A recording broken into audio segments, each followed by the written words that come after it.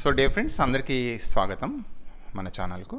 So ఈరోజు మన మిత్రులు మనకు స్పెషల్ గెస్ట్గా ఎడమ శ్రీనివాస్ రెడ్డి గారు. వీరు సుపరిచితులు, విద్యావేత్త. ముఖ్యంగా ఇప్పుడు ప్రస్తుతానికి వీరు ఈ Hanamkonda Kakatiya government degree PG college లోపల లెక్చరర్గా పనిచేస్తున్నారు. వీరికి మామూలుగా ప్రైమరీ నుంచి వెళ్ళి అదేవిధంగా ఇప్పుడు డిగ్రీ వరకు, అంటే ఒక రకంగా యూనివర్సిటీ లెవెల్ వరకు కూడా విద్యపైన ఒక సమగ్రమైన అవగాహన ఉంది. ముఖ్యంగా మనకు తెలంగాణ ప్రభుత్వం ఎడ్యుకేషన్ కమిషన్, విద్యా కమిషన్ అనేది ఏర్పాటు చేసిన విషయం మనందరికీ తెలిసిందే. ముఖ్యంగా దాని లక్ష్యం ఏంటంటే ప్రీ ప్రైమరీ నుంచి వెళ్ళి యూనివర్సిటీ వరకు సమగ్రంగా, అంటే మంచి, అంటే ఇంకా అభివృద్ధి కోసం, క్వాలిటీ ఎడ్యుకేషన్ కోసం ఎలాంటి మార్పులు తీసుకురావాలనే దానిపైన ఏర్పాటు చేయడం అనేది జరిగిందన్న విషయం తెలిసిందే. సో దానిపైన వారి యొక్క అభిప్రాయాలను తీసుకుందాం. ముఖ్యంగా వారు ఏంటంటే సై అనే సంస్థను వారి మిత్ర బృందం అందరూ కలిసి స్థాపించారు. సై అంటే society for change in education. వారు అనేక రకమైన మామూలుగా కాన్ఫరెన్సెస్ ఏర్పాటు చేశారు. చాలామంది విద్యావేత్తలు కూడా పాల్గొన్నారు. సో వారి లోపల అంటే ఒక రకమైన ఆలోచనను, అంటే థింకింగ్ని డెవలప్ చేయడం అనేది వెరీ వెరీ ఇంపార్టెంట్. ఆ యొక్క ఏవైతే కాన్ఫరెన్సెస్ ఉన్నాయో చాలా ఉపయోగపడ్డాయి సొసైటీకి, జనరల్గా సమాజానికి. సో అదేవిధంగా వీరు ఈనాడు కానివ్వండి, జ్యోతిలోపట కానివ్వండి, అనేక వ్యాసాలు కూడా విద్యపైన రాయడం అనేది జరిగింది. తర్వాత పబ్లిషింగ్ 200 పైన వ్యాసాలు వారు పబ్లిష్ చేయడం అనేది జరిగింది. సో ఏదైనా వారు మన ఆహ్వానాన్ని మన్నించి వచ్చినందుకు వారికి ధన్యవాదాలు తెలియజేస్తూ, సో వారిని మాట్లాడాల్సిందిగా వేడుకుంటాను. Thank you sir. అందరికీ నమస్కారం. తెలంగాణ విద్యా కమిషన్ ఏర్పాటును అందరం ఆహ్వానించాల్సిందే. నిజానికి ఇది ఒక 10 సంవత్సరాల క్రితమే జరగాలని అందరం ఆశించాం. ప్రత్యేక రాష్ట్రం ఏర్పడగానే విద్యా సంస్కరణలు జరుగుతాయని అందరం ఎదురు చూసాం. కానీ ఒక దశాబ్ద కాలం గడిచింది. అయినా కూడా బెటర్ లేట్ దాన్ నెవర్ అంటారు కదా. కాబట్టి చాలా సంతోషదాయకమైనటువంటి విషయమే. మొన్న సెప్టెంబర్ 3వ తారీఖు జీవో నంబర్ 24 పేరుతోని ఈ కమిషన్ని కాన్స్టిట్యూట్ చేయడం జరిగింది. దానికి సంబంధించినటువంటి చూసినప్పుడు ఈ విద్యా కమిషన్ యొక్క లక్ష్యాలు వాళ్ళు దాంట్లో చాలా స్పష్టంగా పేర్కొనడం జరిగింది. అయితే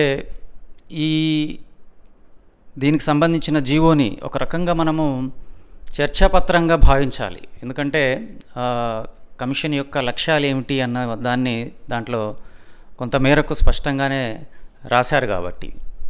సో దాన్ని చూసినప్పుడు ఈ కమిషన్ ఏం చేయబోతుంది అన్న దానిపైన మనకు కొంత అవగాహన కలుగుతూ ఉన్నది. అయితే కాస్త నిశ్చితంగా చూస్తే దానికి సంబంధించినటువంటి ఈ జీవోలో చాలా అంశాలు మనకు మంచిగా కనబడతాయి.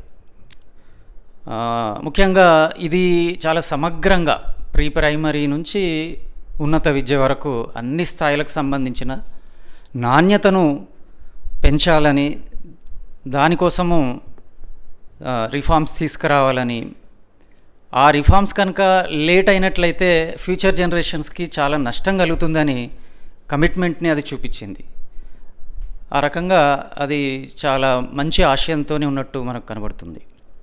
అట్లాగే ప్రీ ప్రైమరీ ఎడ్యుకేషన్కి సంబంధించి దాన్ని ప్రైమరీ స్కూల్స్కి జత చేసి యూనివర్సలైజ్ చేయాలని చాలా స్పష్టంగా చెప్పింది. మనకు ఎన్ఈపీ 2020లో ఇంత స్పష్టత ఉండదు. ప్రీ ప్రైమరీ ఎడ్యుకేషన్ని అంగన్వాడీల్లో కానీ లేదా ప్రైమరీ స్కూల్లో కానీ కొనసాగించండి పరిస్థితులను బట్టి అని చెప్తుంది. ఇది నిజానికి ప్రీ ప్రైమరీ స్టేజ్ యొక్క ఇంపార్టెన్స్ని కనుక దృష్టిలో పెట్టుకుంటే అంగన్వాడీలకు ఉండేటటువంటి విద్యార్హతలు కానీ బోధనానుభవాలు కానీ ఈ విషయాలను దృష్టిలో పెట్టుకుంటే అది కొంచెం ఇబ్బందికరమైనని చాలామంది విమర్శకులు దానిపైన చర్చలు చేయడం జరిగింది. బహుశా ఈ విద్యా కమిషన్ దాన్ని చాలా సీరియస్గా భావించినట్లు మనకు కనబడుతున్నది. అందుకనే ప్రైమరీ స్కూల్స్కే జత చేసి అక్కడే దాన్ని కొనసాగించాలనే దాన్ని చాలా స్పష్టంగా అందులో పేర్కొనడం జరిగింది. తర్వాత అన్ని స్థాయిలకు సంబంధించి ఫౌండేషనల్ స్కిల్స్ని డెవలప్ చేయాలని ఒక కమిట్మెంట్ని చూపించడం జరిగింది. తర్వాత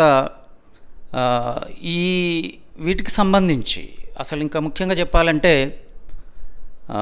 ఒక మంచి ఫ్యూచర్ గ్లోబల్ సిటిజన్ని తయారు చేయాలి, ఇగాలిటేరియన్ వాల్యూస్తో అనే ఒక ఆదర్శాన్ని కూడా అది ప్రకటించింది. అది నిజానికి ఏ విద్యా కమిషన్కైనా ఉండాల్సినటువంటి ఒక మంచి ఉదాత్తమైనటువంటి ఆశయం. అవన్నీ చూస్తే చాలా బాగానే ఉంది.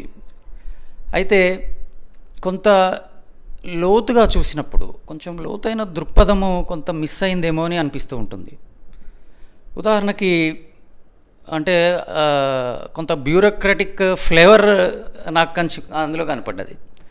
ఉదాహరణకి ప్రైమరీ ఎడ్యుకేషన్, స్కూల్ ఎడ్యుకేషన్, పర్టికులర్గా స్కూల్ ఎడ్యుకేషన్ యొక్క క్వాలిటీని గురించి అది చెప్పేటప్పుడు నాస్ 2021 ఫలితాల ఎవిడెన్స్తోని క్వాలిటీ బాగా లేదు అని మాట్లాడుతుంది. అయితే ఇది నేనేమంటున్నానంటే ఇది ఒక డ్రాఫ్ట్గా మనము చర్చాపత్రంగా, డ్రాఫ్ట్ కాదు కానీ ఒక చర్చాపత్రంగా భావించినట్లయితే ఇక్కడ వాడే ప్రతి పదాన్ని చాలా జాగ్రత్తగా వాడాల్సి ఉంటుంది.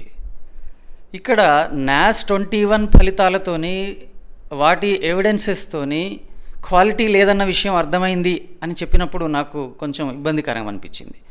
నాస్ 2021 ఫలితాలతోని లెర్నింగ్ సరిగ్గా లేదనడం సరిగైందే, ఒప్పుకుంటాను నేను. క్వాలిటీ సరిగ్గా లేదు అని భావిస్తున్నాము అనడం వల్ల క్వాలిటీ అనేది చాలా బ్రాడర్ విషయం. దాంట్లో చాలా అంశాలు ఇమిడి ఉంటాయి.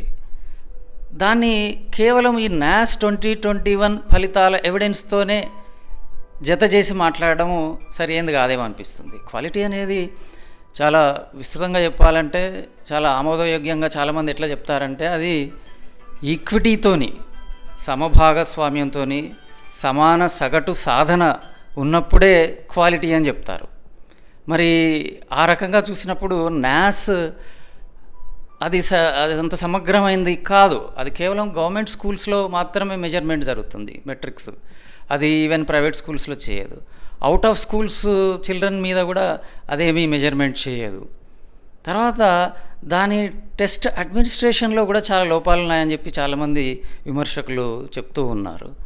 నిజానికి ఒక మాస్ టెస్ట్ని నిర్వహించేటప్పుడు ట్రైన్డ్ పర్సనలే ఉండాలి, దానికి సంబంధించినటువంటి పద్ధతులు నిర్దిష్టంగా ఉండాలని చెప్తారు. అట్లా కాకుండా ఇది చాలా వేగ్గా నిర్వహిస్తున్నటువంటి పరీక్ష కాబట్టి వాటి ఫలితాలతోని క్వాలిటీని అసెస్ చేయడం అని చెప్పడం అనేది కొంచెం ఇబ్బందికరంగా అనిపిస్తూ ఉంటుంది. ఇంకా అట్లాగే హయ్యర్ ఎడ్యుకేషన్ సంబంధించి దాని కంటిన్యూషన్లో చెప్తారు. దాంట్లో హయ్యర్ ఎడ్యుకేషన్ సంబంధించి మార్కెట్కి కావాల్సినటువంటి నైపుణ్యాలను పెంచేదిగా హయ్యర్ ఎడ్యుకేషన్ తయారు కావాలి అన్నప్పుడు హయ్యర్ ఎడ్యుకేషన్ యొక్క లక్ష్యాల్ని కూడా కుదింపు చేసినట్టుగా అనిపిస్తూ ఉంటుంది. హయ్యర్ ఎడ్యుకేషన్ అనేది కేవలము మార్కెట్ అవసరాల కోసం ఉండే నైపుణ్యాలను మనుషులను తయారు చేయడం కాదు. హయ్యర్ ఎడ్యుకేషన్ యొక్క లక్ష్యాలు వేరు, వాటి పరిధి చాలా విస్తృతమైంది. చాలా ఇండిపెండెంట్ థింకింగ్, క్రిటికల్ థింకింగ్తో ఉండే ఫ్యూచర్ గ్లోబల్ సిటిజన్స్ తయారు చేయాల్సినటువంటి లక్ష్యం హయ్యర్ ఎడ్యుకేషన్కి ఉంటుంది. అంటే కొంత తేలిగ్గా రాసినట్టుగా నాకు అనిపిస్తుంది. బ్యూరోక్రటిక్ ఫ్లేవర్ అంటే ఈ మధ్య లెర్నింగ్ క్రైసిస్, తర్వాత ఈ స్కిల్స్ ఎడ్యుకేషన్ అనేటివి బాగా వాడడం జరుగుతూ ఉంటుంది. అట్లాంటి వాడక ఇక్కడ కూడా జరిగినట్టు నాకు అనిపిస్తూ ఉంటుంది. తర్వాత ఈ కాన్స్టిట్యూషన్ సార్, ఈ దీంట్లో ఉండే కాన్స్టిట్యూషన్స్, మెంబర్స్, ఇట్లాంటి విషయాలు చూసినప్పుడు కూడా కొంచెము మనము వేరే ఇప్పుడు ఈ మధ్య కాలంలో మన పొరుగు రాష్ట్రాల్లో కూడా ఇట్లాంటి విద్యా కమిషన్లు ఏర్పాటు చేయడం జరిగింది సార్. లాస్ట్ ఇయర్ 2023లో కర్ణాటకలో సుఖ్దేవ్ తోరత్ అధ్యక్షతన ఒక కమిటీ ఏర్పాటు చేయబడింది. అది ఈ మధ్య రిపోర్ట్ కూడా సబ్మిట్ చేసింది. వాళ్ళు 15 మెంబర్స్ అందులో కమిటీ మెంబర్స్. అందులో 3 వీసీలు ఉన్నారు, ఎడ్యుకేషనిస్టులు ఉన్నారు. తర్వాత దాంతోపాటుగా ఒక 7 సబ్జెక్ట్ ఎక్స్పర్ట్స్ అనే ఒక కమిటీని ఏర్పాటు, ఇట్లా చాలా పెద్ద స్థాయిలో ఉన్నది. అట్లా చూసినప్పుడు మనది కేవలం ఒక 3 ఎడ్యుకేషన్ బ్యాక్గ్రౌండ్ ఉన్న వాళ్ళనే మెంబర్స్గా పెడతామనేది ఆ జీవోలో ఉన్నది. తర్వాత ఇది ప్రీ ప్రైమరీ నుంచి హయ్యర్ ఎడ్యుకేషన్ అనేసరికి చాలా విస్తృతమైన వర్క్ చేయాల్సి ఉంటుంది కాబట్టి నిజానికి ఒక్కొక్క ఏరియా మీద ఒక్కొక్క ఫోకస్ గ్రూప్ని కాన్స్టిట్యూట్ చేయాల్సి ఉంటుంది కాబట్టి అదంతా స్పష్టంగా అందులో ఇవ్వలేదు. బహుశా మరి తర్వాత ఏర్పాటు చేస్తారేమో తెలియదు. అట్లా మనకైతే ఇమ్మీడియట్గా అయితే అట్లా కనబడుతూ ఉంటుంది. ఈవెన్ తమిళనాడులో 22లో కాన్స్టిట్యూట్ చేశారు ఒక వాళ్ళ state education commission. Justice Murugesan దానికి చైర్పర్సన్గా ఉన్నారు. అక్కడ కూడా 13 మెంబర్స్ కమిటీ మెంబర్స్ ఉన్నారు. అందులో కూడా చాలామందిని ఇన్వాల్వ్ చేశారు.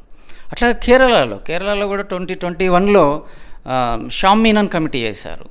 దాంట్లో కూడా చాలామంది ఎడ్యుకేషనిస్టులు, వీసీలు ఇట్లా మనకు కనబడుతుంటారు. తర్వాత ఇప్పుడు ఈ విద్యా కమిషన్ చైర్మన్ మురళీ గారి పైన మీద కొంత విమర్శ వస్తున్నది, ఎడ్యుకేషనిస్ట్ కాదు కదా అని చెప్పేసి. ఎందుకు అంటే విద్యకు సంబంధించిన ఈ కమిషన్లకు ఇప్పుడు మనం చెప్పుకున్నాయి కానీ ఏవైనా మనకు జాతీయ స్థాయిలో ఏర్పాటు చేసిన కమిషన్లు ఏవైనా కూడా కాస్త విద్యారంగం నుంచి వచ్చిన వాళ్ళే చైర్పర్సన్గా ఉన్నారు. ఇప్పుడు మనం చెప్పుకున్న ఈ కర్ణాటక, కేరళ, తమిళనాడు రాష్ట్రాల్లో కూడా అటువంటి ప్రొఫైల్స్ వాళ్ళు ఉన్నారు మనకు కనబడుతూ ఉంటుంది.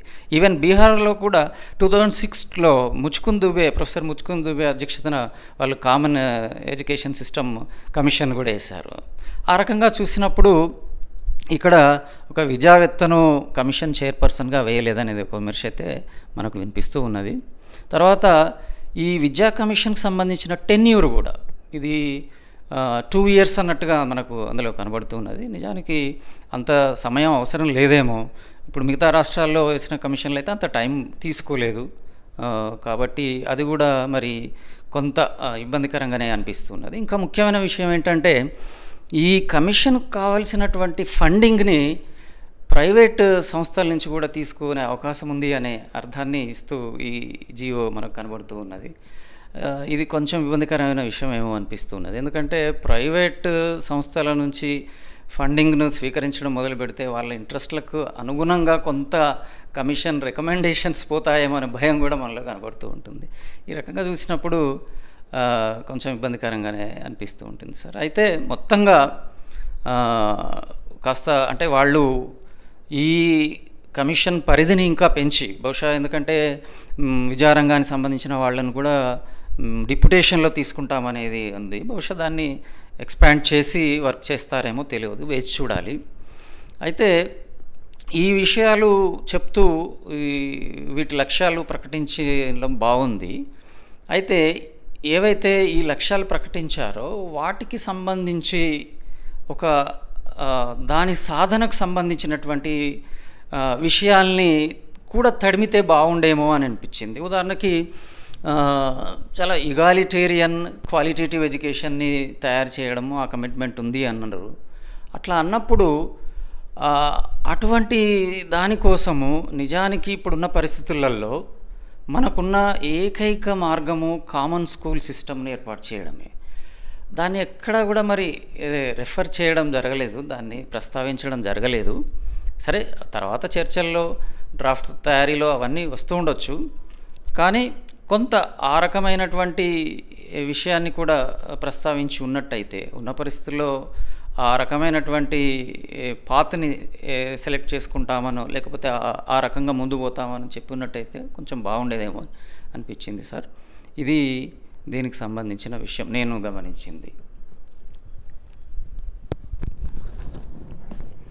ఓకే సార్, థ్యాంక్ యూ అండి. మీరు చాలా లోతుగా, అంటే మీకు ఒక లోతైన చర్చ లోపల ఏ అంశాలు అయితే ఉండాలో ఎంత అంటే చాలా డీపర్గా మీ యొక్క విశ్లేషణ ఉంది.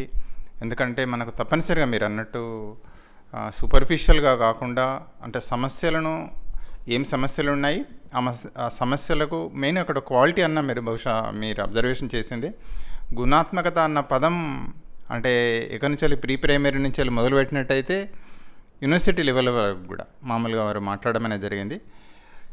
ఈ మధ్యకాలం లోపల అంటే ఇప్పుడు ఫర్ ఎగ్జాంపుల్ అభ్యసన సంక్షోభం అనేది మనకు ప్రైమరీలో మనకు NEP 2020 చూపెడుతుంది. అంటే విద్యా విధానం లోపల 5+3+3+4 అని చెప్తున్నారు కదా. సో ఆ విద్యా విధానాన్ని మన ప్రభుత్వం కూడా స్వీకరిస్తున్నట్టు కూడా మరి ఈ మధ్యకాలం లోపల వస్తున్నాయి వార్తలు. అదేవిధంగా ఇంటర్ విద్యను మామూలుగా సెకండరీ దానిలో కూడా విలీనం అవుతున్నట్టు కూడా మామూలు చేయబోతున్నట్టు ప్రభుత్వం నిర్ణయం తీసుకోబోతున్నట్టు కూడా మనకు తెలుస్తుంది. సో మొట్టమొదటి మనం ఏంటంటే ఈ అభ్యసన సంక్షోభం అంటే ఆల్రెడీ మీకు తెలిసిందే. మనం ఏంటంటే ప్రైమరీ లోపల ఏంటంటే 5th క్లాస్ చదువుతున్నాడు, కానీ పిల్లలు అందరికీ కాదు. అంటే ఒక ఫర్ ఎగ్జాంపుల్ 10 మంది ఉంటే ఖచ్చితంగా ఒక 3-4 పిల్లలకు మంచిగా వస్తుంది, రాయేస్తుంది, చదువు వస్తుంది, చేస్తుంది. ఒక 4 పిల్లలకు యావరేజ్ ఉంది, ఒక 2-3 పిల్లలు అసలు రాయడం చదవడం వస్తలేదు, అంటే ఆ స్థాయి లోపల. అయితే దానిపైన అంటే వీళ్ళు మాట్లాడారు కదా ఆల్రెడీ మనకు విద్యా కమిషన్ లోపల ఒక లక్ష్యం పైన మాట్లాడారు. సో దానిపైన మీ యొక్క ఐడియా దయచేసి షేర్ చేసుకోండి. ఓకే సార్, అభ్యసన సంక్షోభము, లెర్నింగ్ క్రైసిస్ మీద చాలా చర్చ ఈ మధ్య కాలంలో మనం వింటున్నాము. నిజానికి కేవలం ప్రైమరీ స్థాయే కాదు, ఏ స్థాయి తీసుకున్నా సెకండరీ, హైయర్ ఎడ్యుకేషన్, ఆ స్థాయికి సంబంధించిన నైపుణ్యాలు కొరవడ్డాయి అనేది సత్యం, అలా సత్యదూరం ఏం కాదు.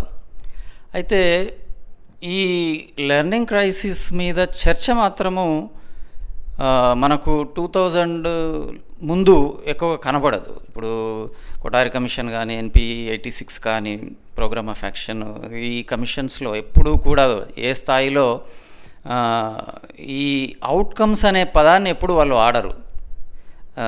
అంటే స్టేజ్ స్పెసిఫిక్ లెర్నింగ్ అని అంటారు, ఆ పదాలే వస్తాయి. ఎప్పుడైతే ఈ DPEP ఇట్లాంటి కార్యక్రమాలు వచ్చినాయో అవుట్కమ్స్ అంటే ఆ స్థాయికి నేర్చుకోవాల్సిన విషయాలు ఏమిటి అనేది వాటిని ఐడెంటిఫై చేయడం మొదలుపెట్టారు. ఈ తర్వాత సర్వశిక్ష అభియాన్ తర్వాత ఇవన్నీ తర్వాత అది బాగా ప్రాచుర్యంలోకి వచ్చింది. ఆ తర్వాత ముఖ్యంగా ఈ ఎప్పుడైతే అసర్ సర్వేలు మొదలయ్యాయో, ప్రథమ వాళ్ళు చేసే అసర్ సర్వేలు మొదలయ్యాయో, వాళ్ళు ఈ ముఖ్యంగా ప్రైమరీ స్థాయిలో ఉండే పిల్లలకు ఈ అవుట్కమ్స్, వాళ్ళకు ఉండాల్సిన సామర్థ్యాలు ఉండడం లేదని వాళ్ళ సర్వేలు చెప్తూ ఉన్నాయి. దాంట్లో వాస్తవమే. అయితే వీళ్ళు ఈ సర్వేలలో ముఖ్యంగా మొదట్లో వచ్చిన సర్వేలలో ఏం జరిగింది అంటే, ఈ అభ్యసన లోటు సంబంధించిన ఫలితాలతోని ఇమ్మీడియట్గా టీచర్ యాబ్సెంటీజంకి సంబంధించినటువంటి విషయాల్ని కూడా జోడించి మాట్లాడడం మొదలుపెట్టినాయి ఆ సర్వేలు. దీంతో అసలు ఏం జరిగిందంటే, టీచర్లు సరిగ్గా పనిచేయకపోవడం వల్లనే ఈ అభ్యసన లోటు జరుగుతుంది అనేటటువంటి ఒక దృక్పథం చాలా వ్యాప్తిలోకి వచ్చేసింది. ఇంకా మళ్ళీ దట్టు ఏమైంది, ప్రభుత్వ రంగంలో ఉన్న వాళ్ళకి చాలా హెఫ్టీ శాలరీస్ ఉంటాయి, అయినా కూడా ఇక్కడ అభ్యసన లోటు ఉన్నది కాబట్టి వీళ్ళు సరిగా పనిచేయడం లేదు.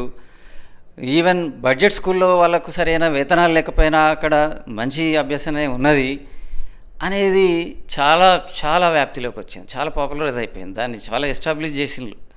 దాంతో ఏమైంది అంటే, నిజానికి ప్రభుత్వ రంగం మీద కొంత ట్రస్ట్ తగ్గిపోయింది, ప్రైవేటు రంగంలో ఎన్రోల్మెంట్ పెరగడం మొదలుపెట్టింది. అది భారం అయినప్పటికీ కూడా అందరూ ఆ రకమైనటువంటి మైగ్రేషన్కి దారితీసింది. అయితే ఇక్కడ మనం గమనించాల్సింది ఏంటంటే, ఈ కృష్ణకుమార్ అంటారు, ప్రొఫెసర్ కృష్ణకుమార్ ఏమంటారంటే, అసలు లెర్నింగ్ క్రైసిస్ అని అనే బదులు టీచింగ్ క్రైసిస్ అనండి, అసలు సమస్య ఏంటో తెలుస్తుంది అని అంటారు ఆయన. అంటే టీచింగ్ కండిషన్స్ బాగున్నప్పుడే లెర్నింగ్ కండిషన్స్ బాగుంటాయి కదా, ఇది ద ఫండమెంటల్ రూల్, చాలా మౌలికమైనటువంటి నియమం. ఎంత మేరకు టీచింగ్ కండిషన్స్ బాగుంటే అంత మేరకు లెర్నింగ్ కండిషన్స్ బాగుంటాయి. సో లెర్నింగ్ క్రైసిసే అని మాట్లాడడం మొదలుపెట్టినప్పుడు ఒక టీచర్ని కల్పరేట్గా చేయడం అవుతున్నది, మిగతా సిస్టమిక్ ప్రాబ్లమ్స్ని పక్కన పెట్టడం అవుతున్నది. అంటే మనకు తెలుసు ఇప్పుడు టీచర్ వేకెన్సీస్ ఎట్లా ఉంటున్నాయి, ఎట్లా అన్ఫిల్డ్గా ఉంటున్నాయి, తర్వాత టీచర్ ప్రిపరేషన్ ఎట్లా ఉంటున్నది, టీచర్ క్వాలిటీని ఎట్లా తయారు చేస్తున్నాం మనము, టీచర్ ఎడ్యుకేషన్ ఇన్స్టిట్యూట్స్ ఎట్లా ఉన్నాయి, అక్కడ టీచర్ ఎడ్యుకేటర్స్ ఎట్లా ఉన్నారు, ఇవి చాలా ప్రధానమైన విషయాలు కదా, ఇవి చర్చలోకి రావట్లేదు. అవి చర్చలోకి రాకుండా కేవలం లెర్నింగ్ క్రైసిసే మాట్లాడితే లాభం లేదు కదా. అందుకనే మనం టీచింగ్ క్రైసిస్ అని మాట్లాడడం కనుక మొదలు పెడితే ఆ సమస్య అది సమసిపోతుంది. నిజానికి మంచి క్వాలిటీ టీచరు అంటే పిల్లవాడిని అర్థం చేసుకొని పర్సనలైజ్డ్ లెర్నింగ్ టెక్నిక్స్ని ఉపయోగిస్తే ఈ 3 hours అనేది ఒక నెల రోజులు 2 నెలలు నేర్పలేడా? అది పెద్ద కష్టమా? కాదు. కానీ వాటిని రియలైజ్ చేయడానికి కావాల్సిన పరిస్థితులు అక్కడ స్కూళ్ళల్లో ఉండడం లేదు. కాబట్టి ప్రతి సంవత్సరం ఏదో ఈ కార్యక్రమాలు చేస్తూ ఉన్నారు, కానీ అది అట్లాగే ఉండిపోతుంది. సార్ మీరు చెప్పిన దానికి చాలా అద్భుతమైన విషయం సార్. మీరు మాట్లాడింది ఏంటంటే లెర్నింగ్ క్రైసిస్ కాదు, టీచింగ్ క్రైసిసే. అయితే మీరు తెలిసిందే డైట్లో ఉన్నప్పుడు హసన్పర్తి లోపల ఇట్లనే ఈ సేమ్ ఇది నడుస్తూనే ఉంది, 20 ఏళ్ళకి వెళ్ళి నడుస్తుంది. ఇది పిల్లలకు చదవస్తలేదు, రాయేస్తలేదు అంటే every year starting academic year లోపల ఒక ప్రోగ్రామ్ తీసుకోవడం 2 నెలల పాటు చేయడం జరుగుతుంది. సో అక్కడ మండల్ లోపల మామూలుగా ఒక ఇట్లనే మీటింగ్ పెట్టడం జరిగింది. Concerned head of the institutions పిలిస్తే అక్కడ రెసిడెన్షియల్ స్కూల్ ప్రిన్సిపల్ గారు వచ్చారు. వచ్చిన తర్వాత 6th క్లాస్కు వాళ్ళకు అడ్మిషన్స్ ఉంటాయి. ఆ మేడం గారు చెప్పిన మాటలు ఇప్పటికీ రింగ్లింగ్లు అవుతాయి. సార్ మా దగ్గర కూడా వాళ్ళది ఇంగ్లీష్ మీడియం, వాళ్ళ తెలుగు మీడియం కాదు, ఇంగ్లీష్ మీడియం, ఇదో మాతృభాష.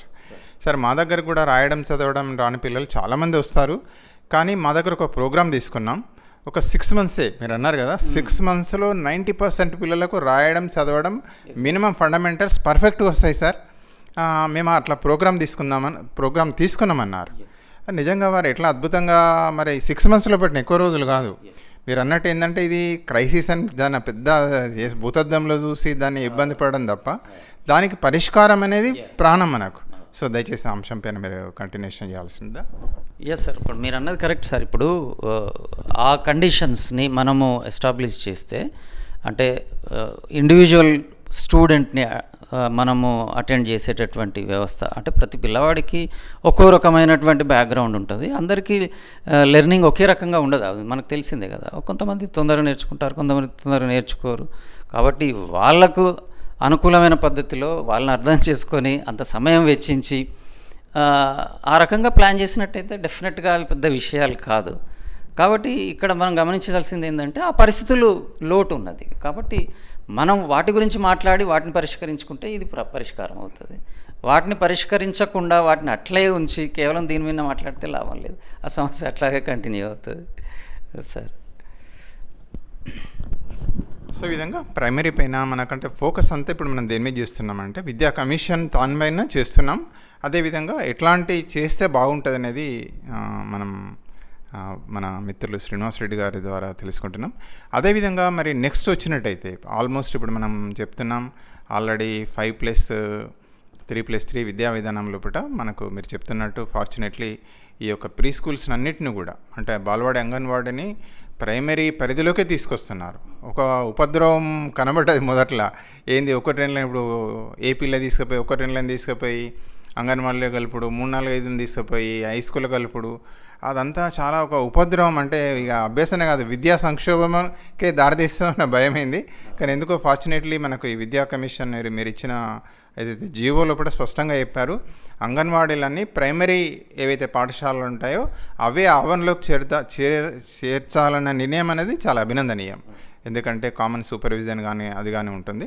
ఇక నెక్స్ట్ అంశాన్ని తీసుకున్నట్టయితే మామూలుగా హై స్కూల్ విద్యా విధానం లోపల, అంటే వారు ఏమంటున్నారంటే హై స్కూల్ లోపల ఎలాంటి మార్పులు రావాలి, మీ సూచన ఏంటిది, ఎలా ఉంటే బాగుంటుంది? ఎందుకంటే ప్రాణం కదా మనకు, హై స్కూల్ వ్యవస్థ కూడా చాలా ముఖ్యమైనది.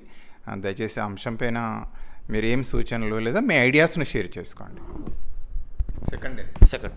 సెకండరీ విద్యకు సంబంధించి ఇప్పుడు 4-5 రోజులుగా చర్చ జరుగుతూ ఉంది కదా, +2 ఎడ్యుకేషన్ని స్కూల్ ఎడ్యుకేషన్లో మీరు చేస్తారు అనే విషయం పైన.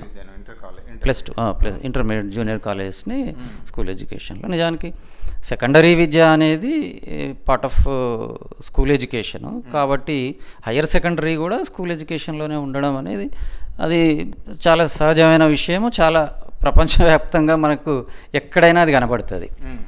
స్కూల్ ఎడ్యుకేషన్ అంటే +2 వరకు ఉంటుంది, +2 వరకు ఉంటుంది. హయ్యర్ సెకండరీ కూడా స్కూల్ ఎడ్యుకేషన్లో భాగంగా ఉంటుంది. కొన్ని ప్రత్యేక పరిస్థితుల్లో మన దగ్గర తెలుగు రాష్ట్రాల్లో అది సెపరేట్ అయ్యింది. మిగతా చాలా రాష్ట్రాల్లో కూడా అది కలిసి ఉంది. ఈవెన్ మన దగ్గర కూడా మోడల్ స్కూల్స్లో కానీ రెసిడెన్షియల్ స్కూల్స్లో కానీ అది కలిపే ఆర్గనైజ్ చేస్తున్నారు. అయితే ఈ రకమైన చర్చ దీన్ని మెర్జ్ చేస్తారనేది గతంలో కూడా ఒకసారి వచ్చింది, కానీ మళ్ళీ అది దాని మీద ఏమి ఇనిషియేషన్ జరగలేదు. ఇప్పుడు కొంత చర్చ తీవ్రంగా జరుగుతున్నది. NEP 2020 రికమెండేషన్ అట్లా ఉంది అనే దానిపైన ఆధారం చేసుకొని. అయితే నిజానికి +2 ఎడ్యుకేషన్ని స్కూల్ ఎడ్యుకేషన్లో స్ట్రక్చరల్గా కలపడమా విడిగా ఉంచడమా అనేవి పెద్దగా విషయాలు కాదు నాకు సంబంధించి. విషయాలు ముఖ్యమైనవి ఏమిటి అంటే, మన దగ్గర ఉన్న ప్రత్యేక పరిస్థితుల్లో ఈ +2 ఎడ్యుకేషన్ అంటే ఇంటర్మీడియట్ కాలేజెస్లో ఉండేటటువంటి అధ్యాపకులకు ప్రొఫెషనల్ క్వాలిఫికేషన్ లేదు. సో +2 టీచర్స్కి BEd క్వాలిఫికేషన్ ఉండాలని NCTE ఎప్పుడో మ్యాండేట్ చేసింది. అదొక కంపల్సరీ క్వాలిఫికేషన్. దాన్ని మనం ఇప్పటివరకు కూడా అమలు చేయలేదు. ఇప్పుడు వాటి మీద మనం దృష్టి పెట్టాలి. ఎందుకు అంటే +2లో ఉండేటటువంటి అడోలసెంట్ పిల్లల్ని అర్థం చేసుకోవడం అనేది చాలా కాన్ఫ్లిక్ట్స్తో ఉంటారు పిల్లలు, అక్కడ చాలా సంఘర్షణలతో ఉంటారు, చాలా సంక్లిష్టమైనటువంటి స్టేజ్ అది. మనము ఆ రకమైన ప్రొఫెషనల్ లేకపోయినట్లయితే చాలా వాళ్ళను మొరటుగా ట్రీట్ చేస్తాం. ఇప్పుడు మనకు అవే కనబడుతున్నాయి కదా చాలా జూనియర్ కాలేజెస్లో, ఎంతసేపు బట్టించడము, ఈవెన్ కొట్టడం, పిల్లల్ని పనిష్మెంట్స్ ఇవ్వడము, వాళ్ళ దృక్పథం నుంచి వాళ్ళను అర్థం చేసుకునే అవకాశాలు లేకపోవడం, ఇవన్నీ జరుగుతూ ఉన్నాయి కదా. కాబట్టి అదొక ఇంపార్టెంట్ స్టేజ్. చాలా సైకలాజికల్గా వాళ్ళు చాలా ట్రాన్స్ఫర్మేషన్లో ఉంటారు, చాలా కాన్ఫ్లిక్ట్స్తో ఉంటారు. వాళ్ళని అర్థం చేసుకోవడానికి అటువంటి క్వాలిఫికేషన్స్ ఉండాలి తప్పకుండా. అవి లేవు మన దగ్గర. అటువంటి మార్పుల్ని మనం తప్పకుండా తీసుకురావాలి, వాటిని అమలయ్యేటట్టు కూడా చూడాలి. So thank you sir. మీరు చెప్పినది చాలా కీలకమైన అంశం. ఎందుకోసం అంటే ఇట్లా జరిగింది మొత్తానికి. ఏంటంటే సెకండరీ విద్యలో కూడా హైయర్ సెకండరీని తీసుకుపోయి మనం జూనియర్ కాలేజ్లని 30-40 ఏళ్ళ కిందనే మనం విడగొట్టుకున్నాం. దానివల్ల నిజంగా చెప్పాలంటే పిల్లల్ని అర్థం చేసుకుంటలేరు. మీరు అన్నట్టు జూనియర్ కాలేజ్ లోపల డైరెక్ట్ జేఎల్గా పోతాం, పీజీతోటి వెళ్ళిపోతాం. ఓన్లీ కాంటెంట్ పైన అవగాహన ఉంటుంది. బట్ మీరు అన్నట్టు పిల్లవాడిని ప్రొఫెషనల్ ట్రైనింగ్ అనేది మిస్ అయింది అనేది మనకు తెలిసిందే. సో అదే కాకుండా ఇప్పుడు ఒకే దగ్గర మీరు అన్నట్టు జూనియర్ కాలేజ్ సిస్టము, తర్వాత 2 అంటే సెకండరీ హైయర్ సెకండరీ ఒకరే దగ్గర ఉన్నట్టయితే ఇప్పుడు మనం చూస్తున్నాం కదా, టీజీటీ పీజీటీ అంటారు. పీజీటీలో 9th 10th చెప్తారు, +1 +2 కూడా చెప్తారు. అంటే పిల్లవాడిని ఈ టీచర్ ఎక్కడికెళ్ళి అర్థం చేసుకుంటున్నాడంటే 9th 10thలో ఉంటుంది. ఆ మ్యాథ్స్లో ఎట్లా ఉన్నాడో అదే టీచర్ మళ్ళీ ఇంటర్మీడియట్లో కూడా చెప్తాడు. అదే సైన్స్ కావచ్చు, లాంగ్వేజ్ కావచ్చు. సో దానివల్ల చైల్డ్కు చాలా లాభం జరుగుతుంది. ఇప్పుడు మీరు అన్నట్టు మొరటుగా నిజంగా అప్పుడప్పుడు అనిపిస్తుంది ఇంటర్మీడియట్లో పిల్లల్ని కొట్టడం ఏంది. ఇక ప్రైవేటు విద్యా వ్యవస్థలను అయితే దాదాపుగా మనం ఒక రకంగా చెప్పాలంటే ఎంత తక్కువ చెప్పుకుంటాం తనే మీరు ప్రైవేట్ దానిలో. ఎందుకంటే because of lack of professional training, only కాంటెంటే వాళ్ళకి రావాలి చేయాలనేది చాలా చాలా దుష్పరిణామాలకు దారితీస్తుంది అనేది సత్యం. సో టైం అనేది మనకు అంటే ఇక్కడ వరకు ఆపుదంటే ఆల్రెడీ మనకు టైం ఉందని బట్టి తర్వాత మళ్ళీ మనం ఇంకొక దానిలో మనం హైయర్ ఎడ్యుకేషన్ కానీ దానిలో కానీ ఎట్లా ఉంది అనేది తీసుకుందాం. సో ఇప్పటివరకు స్కూల్ ఎడ్యుకేషన్ మనం తీసుకుంటున్నాం. సో మీరు అన్నట్టు ఏదైతే ఇంటర్మీడియట్ విద్యను సెకండరీ విద్య లోపల అంటే స్కూల్ ఎడ్యుకేషన్లో, స్కూల్ అని అనద్దు, secondary school, higher school, even మనం యూఎస్ఏ కానీ ఎక్కడ కానీ మీరు అన్నట్టు ఎక్కడ వెళ్ళినా కూడా అది స్కూల్ ఎడ్యుకేషన్లో ఒక పార్టే. ఇప్పటి కూడా మీరు అన్నట్టు గురుకులాల లోపల కానివ్వండి, ఆల్మోస్ట్ నవోదయ విద్యాలయ లోపల కానివ్వండి, ఈవెన్ సెంట్రల్ స్కూల్స్ లోపల కానివ్వండి, అక్కడ జూనియర్ కాలేజీనే సెపరేట్ ఏం లేదు, అటు హయ్యర్ సెకండరీనే ఉంటుంది. దానివల్ల మీరు అన్నట్టు చైల్డ్ని అవగాహన చేసుకోవడానికి టీచర్ని అవగాహన చేసుకోవడానికి చైల్డ్ కూడా చాలా లాభం జరుగుతుంది. ఇంకా అంటే మెయిన్గా ఈ ఇంటర్మీడియట్ విద్య పైన దయచేసి అంటే ఇంకా మీకు ఫైనల్గా అంటే మళ్ళీ నెక్స్ట్ పార్ట్ లోపల మనం మిగతా మార్పుల గురించి మాట్లాడదాం. దయచేసి ఇంకేమైనా ఫైనల్గా మీరు చెప్పాలి దీనిపైన, విద్యా కమిషన్లో ఇంకేమైనా మీ ఐడియాస్ని మాత్రం చాలా ఎక్స్ట్రాడినరీగా ఉన్నాయి. వేరే రాష్ట్రాలతోటి కమిషన్ సభ్యుల సంఖ్యను ఎక్కువగా ఉండాలి. అదేవిధంగా విద్యావేత్తలు, అది వాళ్ళు యూనివర్సిటీ ప్రొఫెసర్స్ కావచ్చు, లేదా స్కూల్ ఎడ్యుకేషన్ డిపార్ట్మెంట్ కావచ్చు, లేకపోయినట్టే విద్యారంగానికి సంబంధించిన వాళ్ళు తప్పనిసరిగా ఉండాలి, ఎక్కువ సంఖ్యలో ఉండాలి. మీరు అన్నట్టు ఫోకస్ గ్రూప్స్ కూడా, ఎందుకంటే వేరు ఉన్నాయి కదా, ప్రీ ప్రైమరీ ఉంది, ప్రైమరీ ఉంది, సెకండరీ ఉంది, అదేవిధంగా కాలేజ్ అంటే మనకు డిగ్రీ కాలేజ్ కావచ్చు, యూనివర్సిటీస్ కావచ్చు. ఎందుకంటే ఎవరి ఫోకస్ గ్రూప్ వాళ్ళకు నిపుణులైన వాళ్ళతో ఉన్నట్టయితే చాలా మేలు జరుగుతుంది. నెక్స్ట్ దానిలో ఎపిసోడ్ లోపల మరి రీసెర్చెస్ వారు మాట్లాడారు. అందులోపట అంటే ఒక రీసెర్చ్ మెటీరియల్ అనేది రావాలి, క్వాలిటీగా ఉండాలి. రీసెర్చ్ అనేది, నాణ్యమైన రీసెర్చ్ అనేది ఇంతకుముందే సార్ చెప్పారు. ఏంటంటే యూనివర్సిటీస్ అంటే మామూలుగా వారు చేసే పరిశోధన ప్రజల సమస్యలకు పరిష్కరించే దారి లోపల ఉండాలి. ఆ అంశాలను కూడా మళ్ళీ మాట్లాడదాం నెక్స్ట్ ఎపిసోడ్ లోపల సార్ తోటి మళ్ళీ మాట్లాడదాం. సార్ ఫైనల్గా దయచేసి మీరు ఇంకేమన్నా చెప్తారా అంటే ఈ స్కూల్ ఎడ్యుకేషన్ వరకు? అదే సార్, అంటే దాంట్లో పైలట్ స్టడీస్ కూడా చేయాలి అని ఉంది కాబట్టి బహుశా దానికి సంబంధించి ఇంకా ఎక్స్పాండ్ చేస్తారని ఆశిద్దాము. ఎక్కువ మెంబర్స్ని లేదా ఎక్స్పర్ట్ని ఇన్వాల్వ్ చేసి ఆ రకంగా కొంత అంటే ఏరియాస్ ఎక్కువ ఉన్నాయి కాబట్టి చాలా విస్తృతంగానే అధ్యయనం చేయాల్సిన అవసరం ఉంటుంది.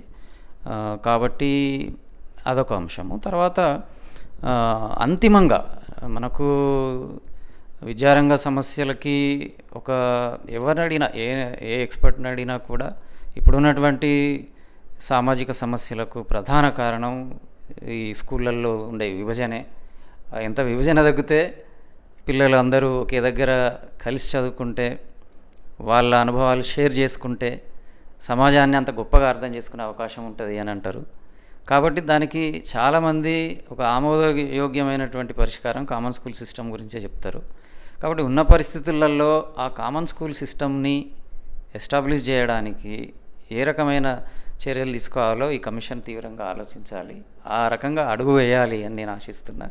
అది చాలామంది ఏమనుకుంటారంటే అసాధ్యం అని అనుకుంటారు, కానీ కాదు, అసాధ్యం కాదు.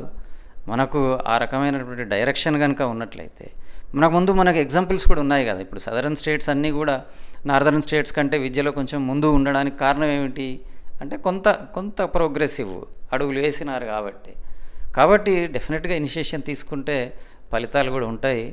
ఆ రకంగా ఈ కమిషన్ ముందు పోవాలని నేను ఆశిస్తున్నాను. Thank you sir. సార్ ఇంకొక అంశం మళ్ళీ ఈ పాయింట్ని మళ్ళీ తర్వాత డిస్కస్ చేద్దాం, కానీ వొకేషనలైజేషన్ స్ట్రీమ్ అనేది కూడా ప్రాణం మనకు. ఆల్రెడీ ఎన్ఈపి 2020లో కూడా చెప్పారు, 6th క్లాస్ నుంచెల్లే పిల్లలకు ఏదో ఒక అంశం పైన తప్పనిసరిగా వొకేషనల్ అనేది స్టార్ట్ చేయాలనేది, అంటే వాళ్ళకి ఏరియా ఆఫ్ ఇంట్రెస్ట్ ఉంటుందో ఆ ఏరియాస్ ఆఫ్ ఇంట్రెస్ట్లో అనేది మనకు ఎన్ఈపి 2020 కూడా చెప్తుంది. అంటే విద్య అనేది అంటే మనకు తెలిసే స్వామి వివేకానంద ఉంటారు, తన కాళ్ళపైన తనకు నిలబడేటట్టు చేయని విద్య నిరర్ధకం అంటారు. అంటే ఏదో రాయడం చదవడం వస్తే కాదు, ఏదో ఒక పని లోపల కూడా నిమగ్నం కావాలనేది.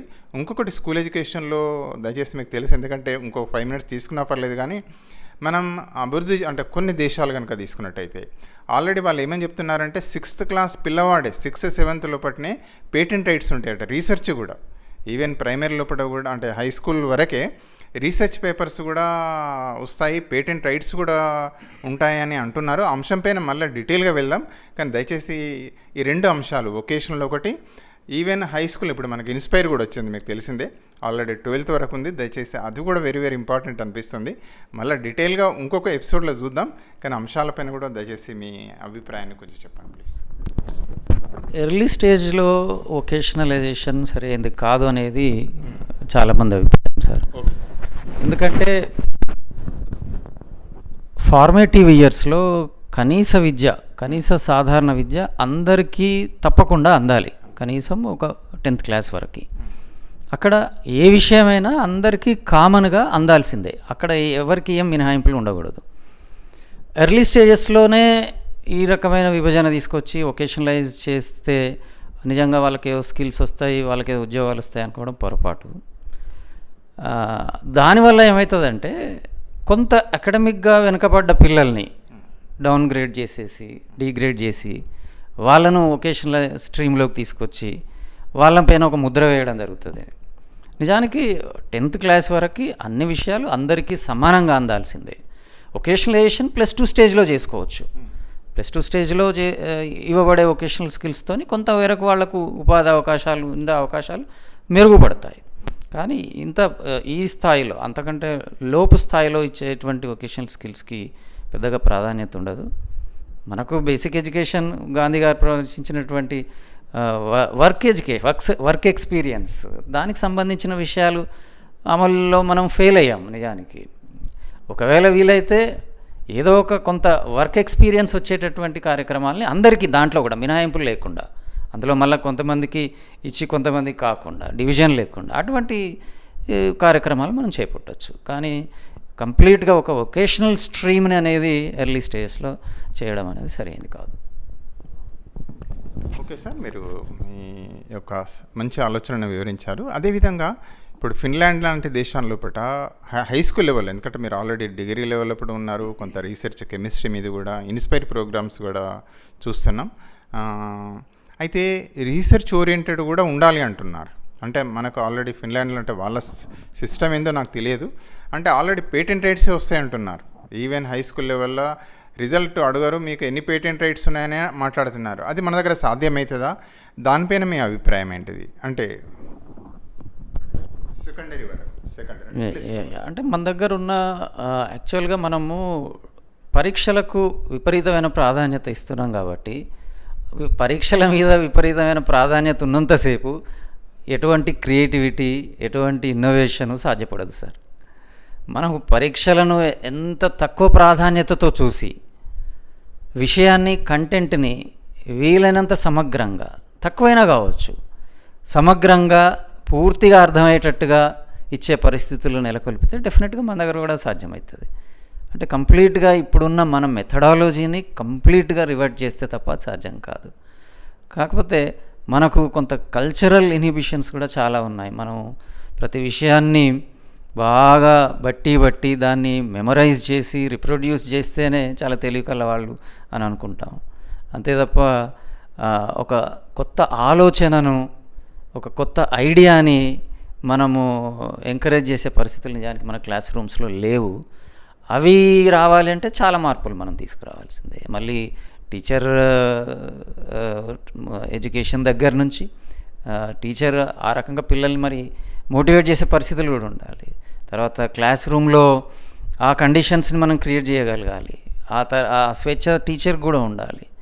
తర్వాత ఆ ఇన్నోవేషన్కి సంబంధించినటువంటి అట్మాస్ఫియర్ క్లాస్ రూమ్లో రావాలి అంటే ఇప్పుడు మనం ఏవైతే ఫ్రీడమ్ ఇవ్వము పిల్లలకి, చాలా పనిష్మెంట్స్కి మనము దారి తీస్తూ ఉంటాం. పనిష్మెంట్స్ని మనం సపోర్ట్ చేసే టీచర్సే చాలామంది ఉంటారు.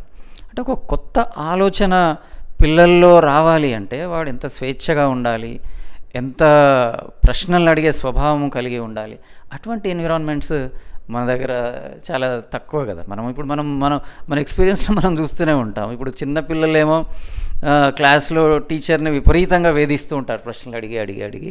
అదే సెకండరీ స్థాయికి వచ్చేసరికి టీచరే అడగండి ఏమైనా అనుమానాలు ఉన్నాయా, డౌట్స్ ఉన్నాయంటే రెస్పాన్సెసే ఉండవు. ఎందుకు అంటే అక్కడ ఆ రకమైన కండిషనింగ్కి మన స్కూల్ ఎడ్యుకేషన్ గురి అయింది కాబట్టి పిల్లల్ని ప్రశ్నల్ని అడగడంలో మనం ఎంకరేజ్ చేయడంలో వెనుకబడ్డాం. మనము కొన్నిసార్లు వాళ్ళను అడగకుండా చేయడంలోనే మనం ముందుకు పోయాం. వాళ్ళని భయపెట్టించో లేకపోతే అడిగిన ప్రశ్న సరిగ్గా లేదనో డిస్కరేజ్ చేసి, ఆ రకంగా ఎప్పుడైతే తన డౌట్స్ని స్వేచ్ఛతోని ఎక్స్ప్రెస్ చేసేటటువంటి ఎన్విరాన్మెంట్ ఉండదో కొత్త ఐడియాస్ ఎట్లా వస్తాయి? కొత్త ఐడియాస్ రాకపోతే ఇన్నోవేషన్స్ లేవు, అది సాధ్యం కాదు. కాబట్టి ఆ పరిస్థితులు మనం మార్చుకోగలిగితే, ఆ రకంగా మనం సమూలంగా చేంజ్ అయినట్లయితే మన దగ్గర కూడా అటువంటి అవకాశాలు రావచ్చు. So thank you sir. మనం ఎందుకంటే విద్యా కమిషన్ లోపల చాలా అంశాలు చెప్తున్నారు, ఒక సమూలమైన మార్పులు తెచ్చుకోవాలనుకుంటున్నాం. అదేవిధంగా NCF 2005 కూడా మళ్ళీ ఒకసారి వేరే దానిలో మాట్లాడదాం. జ్ఞాన నిర్మాణం, కన్స్ట్రక్షన్ ఆఫ్ నాలెడ్జ్ అనేది చెప్పారు ప్రధానంగా. కాంటెంట్కి ఇప్పుడు NEP 2020 కూడా ఏం చెప్తుంది అంటే కాంటెంట్కి వెయిటేజ్ తగ్గించండి, ప్రాధాన్యత తగ్గించండి, పిల్లవాడు స్వయంగా నేర్చుకునేటట్టే మనం చేయాలనేది కొత్త, అంటే ఆ ఫిలాసఫీ అనేది మీరు అన్నట్టు టీచర్లు ఎవరి దాకా వెళ్ళాలి, ఆ స్వేచ్ఛ టీచర్కు ఉండాలి, పిల్లలకు కూడా ఉండాలి, మంచి మార్పులు రావాలి. తప్పనిసరిగా తెలంగాణ రాష్ట్రంలో కూడా విద్యా కమిషన్ అయితే ఆశయాలతోటి ఏర్పాటు చేసుకున్నామో అది ఆ ఆశయాల వైపు మళ్ళాలని మనస్ఫూర్తిగా కోరుకుంటూ మరొకసారి మీరు దీనికి వచ్చినందుకు దయచేసి అందరి పక్షాన మీకు ధన్యవాదాలు తెలియజేస్తున్నాం సార్. మరొకసారి మీతోటి కంటిన్యూస్గా చూద్దాం. మనం ఎడ్యుకేషన్ సంబంధించి మీరు చాలా ఇంట్రెస్ట్ ఉన్న మిత్రులు, వివిధ అంశాలపైన కూడా మళ్ళీ మీతోటి మాట్లాడదాం. Thank you sir, thank you very much. మళ్ళీ కలుసుకుందాం. సో మిత్రులారా, విన్నారు కదా, సారు చాలా అంటే మనకు ఒక సమగ్రమైన విశ్లేషణ, సమగ్రమైన అవగాహన కల్పేటట్టు చేశారు. ఏమైనా డౌట్స్ ఉంటే దయచేసి కామెంట్స్లో మీరు పెట్టండి. అదేవిధంగా సార్ ఫోన్ నెంబర్, మీరు దయచేసి మీ ఫోన్ నెంబర్ ఇస్తే కూడా మీకు డిస్టర్బెన్స్ కాకుండానే మెసేజ్గా నేను పెడతారు. సార్ మీ ఫోన్ నెంబర్ ఒకసారి చెప్పరా ప్లీజ్? మీకు 9949905069 9949905069. So thank you sir, thank you very much. మీరు ఏమైనా డౌట్స్ ఉంటే కామెంట్స్ రూపంలో పెట్టండి. అదేవిధంగా సార్తో కూడా మాట్లాడచ్చు, ఎందుకంటే సార్ మాట్లాడుతుంటే ఒక లైబ్రరీ లాగానే నాకు కనబడుతుంది. సార్ లోతైన అవగాహన ఉంది ఒక గ్రంథాలయం కంటే. ఎందుకంటే నాట్ ఓన్లీ గ్రంథాలయం, పుస్తకాల జ్ఞానం ఇమిడి ఉంటుంది, కానీ ఒక విశ్లేషణాత్మకంగా మనకు మీరు చెప్పడం అనేది చాలా హ్యాపీనెస్ అనిపిస్తుంది సార్. అవి ఈ లెక్చర్ తోటి మేము ఎన్రిచ్ అయ్యాను. నేను కూడా పర్టికులర్లీ ఎంత అనుభవం ఉన్నా ఒక డిస్కషన్లో ఒక ఎన్రిచ్ కావడం అనేది చాలా ఇంపార్టెంట్ అంశం. So thank you sir, thank you. మళ్ళీ మనం కలుసుకుందాం సార్.